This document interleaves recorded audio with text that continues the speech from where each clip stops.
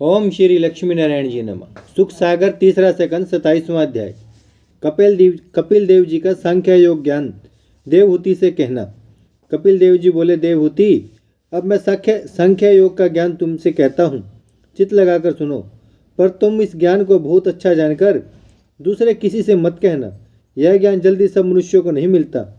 संसारी व्यवहार को तुम झूठा समझो, कभी सत्य मत समझना। कदाचित तुमको यह संदेह हो कि जब संसारी व्यवहार सब झूठा है तो संसार में जो यज्ञ तप आदि धर्म और पाप की बात मनुष्य लोग करते हैं वे भी झूठी होंगी। सो पाप और पुण्य की बात को सत्य मानकर उसे कभी झूठा मत समझो। जिस तरह कोई मनुष्य किसी स्त्री से जागते समय मिलने की चाहना रखकर उसी ध्यान में सो जावे और स्वप्न में उसी स्त्री से भोग करके उसका वीर्य गिर पड़े तो उसका भोग करना झूठा और वीर्य का गिरना सच्चा होता है। उसी तरह यह संसार झूठा है, पर जो पाप पुण्य मनुष्य करते हैं उसके बदले सुख और दुख अवश्य भोगना पड़ता है। इस बात का एक इतिहास मैं कहता हूँ, सुनो। एक मनुष्य लकड़ी का बोझ वन में काटकर अपने सिर पर लिए हुए बेचने के लिए जाता था।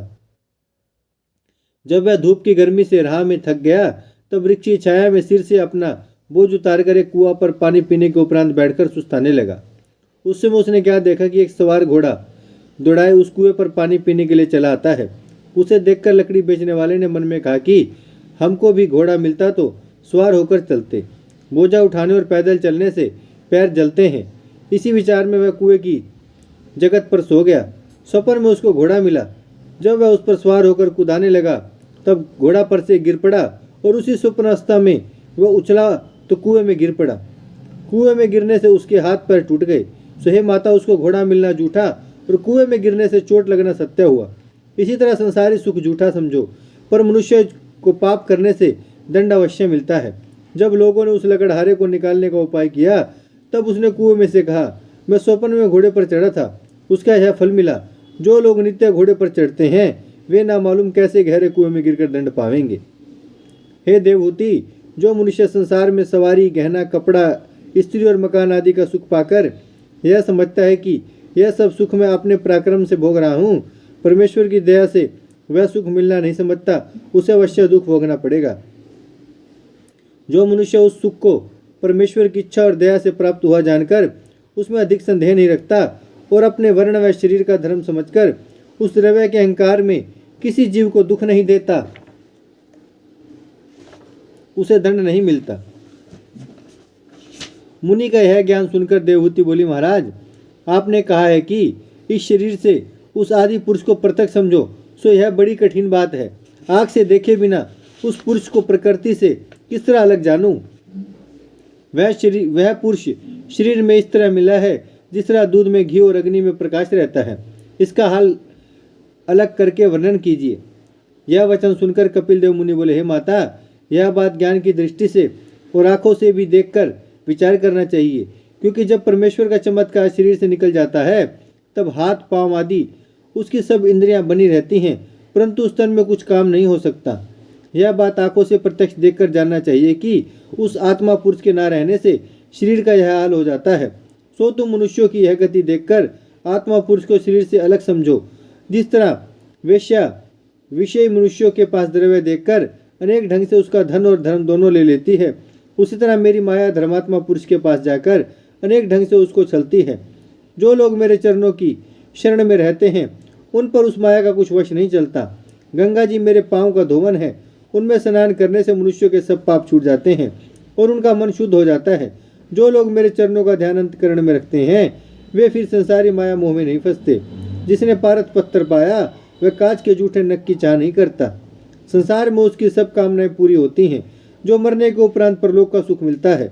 जिस तरह बेटा के भोजन करने से बाप का पेट नहीं भरता और दूसरे के पास रखा हुआ धन समय पर काम नहीं आता, उसी तरह शरीर को आत्मा से अलग जाने बिना ज्ञान नहीं प्राप्त होता। ऐसा ज्ञान जानने वाले जीवन मुक्त होते हैं। यह सब ज्ञान सुनकर देवहूति बोली, हे महाप्रभु, मैंने आपके ज्ञान सिखलाने के अनुसार आत्मा को प्रकृति से अलग समझा, पर तत्काल इस मन का संसारी जाल से विरक्त होना और नारायण जी के चरणों में ध्यान लगाना बहुत कठिन है। जिस दिन से तुम्हारे पिता तप करने के लिए गए हैं उस दिन से एक क्षण भी मुझे नहीं भूलते। मेरा मन उन्हीं की चिंता में लगा रहता है। कोई ऐसा उपाय बतलाए जिससे सहज से ज्ञान और मुक्ति प्राप्त हो। यह बात सुनकर कपिल देव जी बोले, हे माता, हम भक्ति योग का सरल मार्ग तुमसे कहते हैं, सुनो। कदाचित कोई परमेश्वर के मिलने के लिए अपना मन धीरे धीरे लगावे तो उसकी भी मुक्ति होती है। जिस तरह कोई मनुष्य जगन्नाथ जी या मथुरा को जाने की इच्छा से घर से बाहर निकले और नित्य रास्ता चलता रहे तो एक दिन ठिकाने पर पहुंच जाता है, और जो रास्ता ना चलेगा वह किस तरह पहुंचेगा। जब राह में बटोही थक कर किसी से पूछता है कि टिकने का ठिकाना कितनी दूर है, यदि वह मनुष्य टिकने का स्थान निकट बतलाता है तो थकने पर भी उसे चलने की समर्थ्य हो जाती है और वह ठिकाने पर पहुंच जाता है। टिकने की जगह दूर बतलाने से आगे ना जाकर उसी जगह टिक रहता है। उसी तरह हम तुमसे कहते हैं कि भक्ति योग, पूजा पाठ, व्रत नियम और परमेश्वर की कथा व कीर्तन सुनना सहज रहा है। जो लोग चित्त लगाकर ये सब कर्म करें वह भी मुक्ति पा सकते हैं। पूजा कई प्रकार की होती है। एक तामसी पूजा है जिससे यह प्रयोजन रखते कि मेरा शत्रु मर जावे। अनेक मनुष्य लोगों को दिखलाने के लिए देर तक माला फेरकर पूजा करते हैं जिसे देखकर लोग हमारा विश्वास करें। दूसरी राजसी पूजा है जिसमें नारायण जी के नाम पर मनुष्यों से कपड़ा, रुपया, मिठाई व सुगंध आदि लेकर उसको अपने खर्च में लाते हैं। शालग्राम में लक्ष्मी नारायण जी की मूर्ति संसारी सुख प्राप्त होने के लिए पूजाते हैं। दूसरे के घर जो ठाकुर व शालग्राम होते हैं उनसे भक्ति व प्रीति नहीं रखते। तीसरी सात्विकी भक्ति व पूजा मुक्ति पाने के लिए करते हैं। चौथी निर्गुण पूजा वह है जिसमें मुक्ति की भी इच्छा न रखे। जो यज्ञ, पूजा, दान, व्रत आदि शुभ कर्म करें सब परमेश्वर के नाम पर अर्पण कर दें, उसके बदले में कोई कामना ना करें।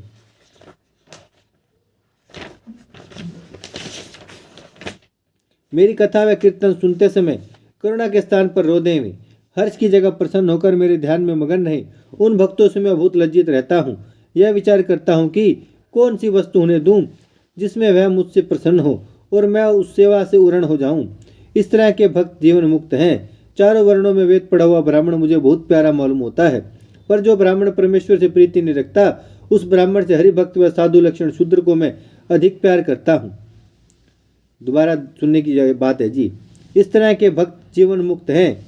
चारों वर्णों में वेद पढ़ा हुआ ब्राह्मण मुझे बहुत प्यारा मालूम होता है। चारों वर्णों में वेद पढ़ा हुआ ब्राह्मण मुझे बहुत प्यारा मालूम होता है, पर जो ब्राह्मण परमेश्वर से प्रीति नहीं रखता उस ब्राह्मण से हरिभक्त व साधु लक्षण शूद्र को मैं अधिक प्यार करता हूँ। सो हे माता, तुम मेरे चरणों में ध्यान लगाकर नारायण नाम का स्मरण करो, भवसागर पार उतरकर और आवागमन से छूट जाओगी। जो परमेश्वर की भक्ति व पूजा से विमुख रहकर उनका नाम कभी नहीं लेता वह मरने के उपरांत बहुत दिन तक नरक में दुख पाकर पशु आदि योनि में जन्म पाता है और उस योनि में बहुत दिन रहकर फिर मनुष्य का तनु से मिलता है।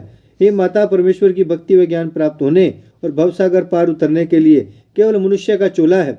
जिसने इस तन में परमेश्वर को नहीं जाना वह पीछे बहुत पछतावेगा। ओम श्री लक्ष्मी नारायण जी नमः।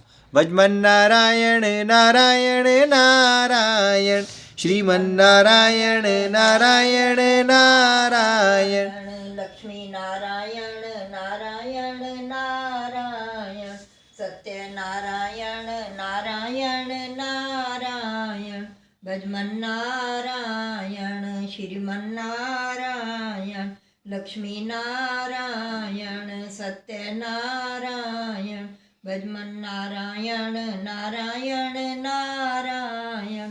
भागवत महापुराण की जय, लक्ष्मी नारायण भगवान की जय, गौ माता की जय, गंगा मैया की जय, धरती माता की जय। हर हर महादेव।